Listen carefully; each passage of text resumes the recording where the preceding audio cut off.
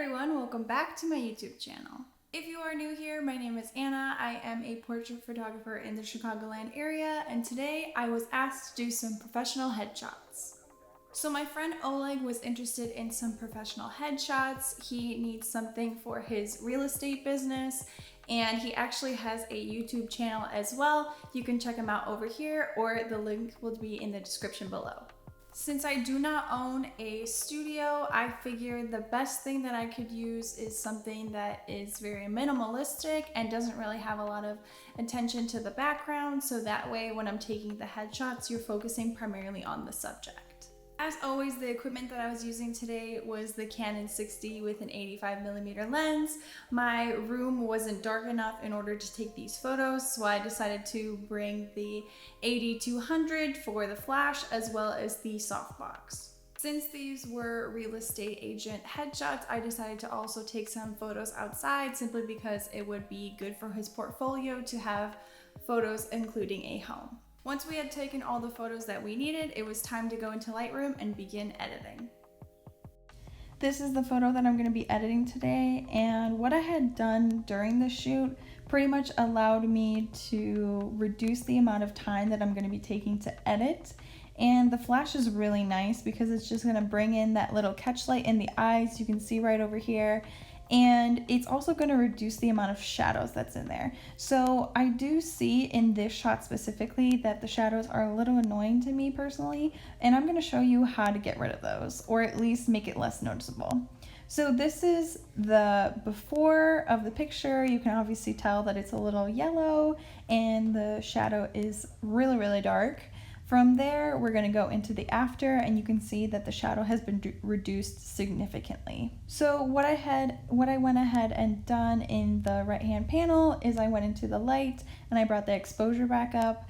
I had also brought the highlights back down because as I brought the exposure up, the white shirt was becoming very bright and you couldn't really tell any of the stripes that was on his shirt. And obviously, you know, he picked this shirt for a reason. He likes the stripes. I'm gonna keep the stripes in.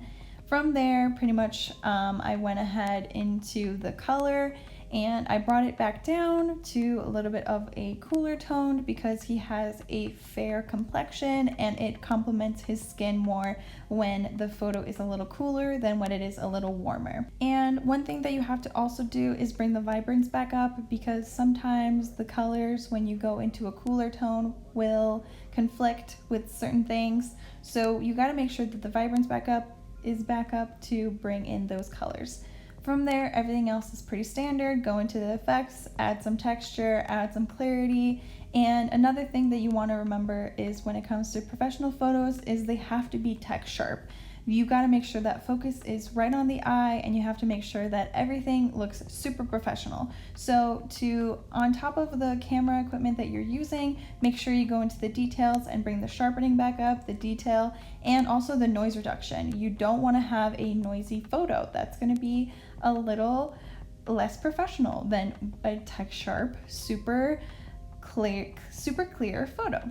Now, the last thing that I did here was I obviously brought in the clarity and the sharpness in the eyes. I smoothed the face a little bit. And from here, now I noticed when I was taking this photo that obviously you can tell that the shadow was very prominent. So let's say you make that oopsie in your photo shoot and you don't really know how to fix it. Go ahead and draw over the shadow over here and bring in the shadows back up in the light panel. Now, obviously you can tell mine is super high on the scale. That's okay, as long as it's not noticeable. And if you're on a white wall, it's easier because it's less noticeable. So what you're gonna have to do is just draw over it and add in the shadows. And the last thing that I also want to mention, which is different than things that I normally do on my photos, is I drew a circle around him. I clicked onto the inverse, so now everything outside of that circle is going to be affected, and I brought in the exposure just a little bit up because obviously, as you can tell, he's on a white background that's pretty boring, and that's important because you want to make sure the subject is in focus and is in the center, and you want him to be in focus. So basically, you want to make sure that every client that you have and on a white wall is as bright as possible to really enhance the photo. So one of the tips that I have for you when you are taking some headshots indoors is the flash can be very tricky when it comes to certain areas that don't have a lot of light.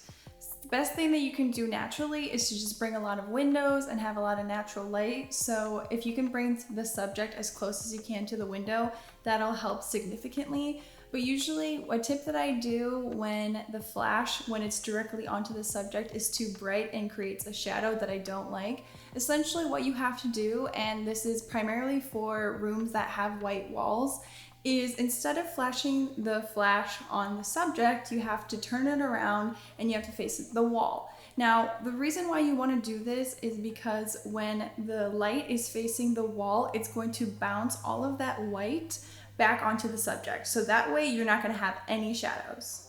Another tip that I have for you when it comes to any type of professional headshots is to always make sure that you're supplying the client with a lot of smiling photos. Now, the reason why you want to do this is because, especially when it comes to real estate or it comes to any type of professional headshots, such as like doctors or even Tinder profiles, is you want to seem very friendly and very genuine, especially with real estate agents.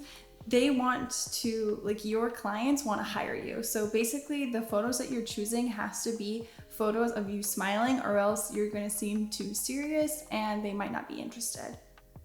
So the last thing that I want to add is that when it comes to giving professional headshots to your client, you have to give them some variety when it comes to the actual type of image. So usually when you're doing headshots, you're going to want it in the vertical or in the portrait mode, but sometimes the client wants horizontal, or they want to be able to, create banners or have something that allows them to have more space around them to maybe produce like an ad or something. So when you're taking the photos, you should remember to constantly switch between horizontal and vertical, because this way they have a lot of variety and this is going to be satisfying for the client. But that is all the tips that I have for you today. Don't forget to like, comment, and subscribe, and hit the notification bell to get notified every single time I post a new video. If you're interested in photography related videos like this, please comment down below and let me know if you have any suggestions. I'm all ears. If you are also interested in certain other types of photography related videos, I have a playlist along with a travel playlist where you can travel the world with me and see what I do in my free time. But that is all that I have for you guys today. I hope you guys are staying safe, and I will see you guys in the next video.